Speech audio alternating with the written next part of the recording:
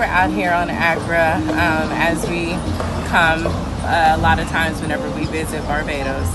And we were out, and I guess we went out a bit too far and got caught in the current and couldn't get back in.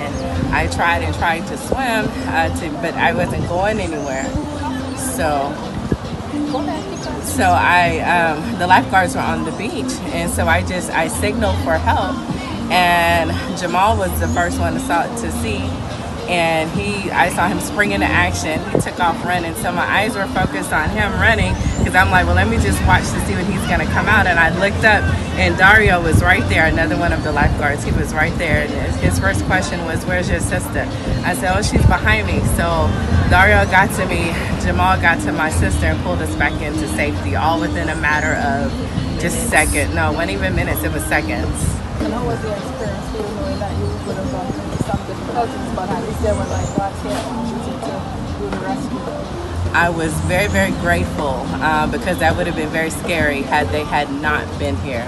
That would have been a very scary experience. So I was very grateful for them and grateful that they were there to save lives. That's what they do.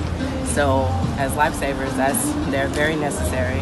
They're like the first responders at the beach. So. How was it too?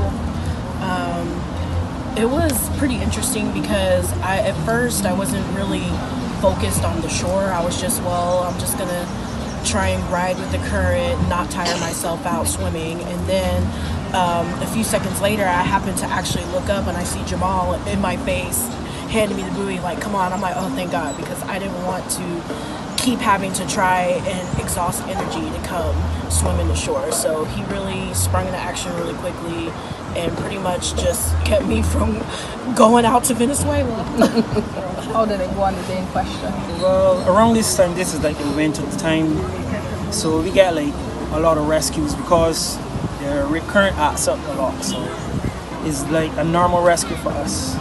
So basically on that day, the current was a little bit strong, so they ventured out a little bit too far.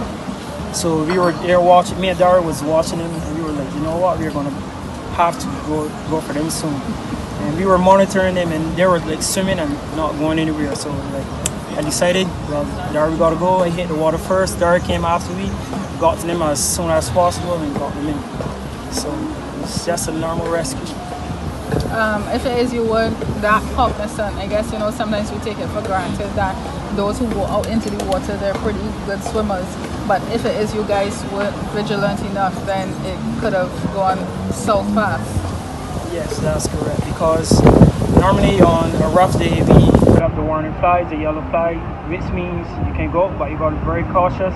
The red flag zone is, you can't go in there.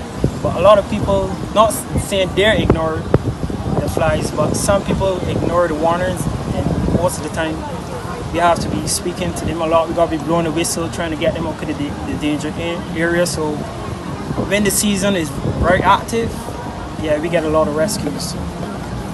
So then this is you guys sending another warning to seabathers to be a bit very cautious. Yes? Okay.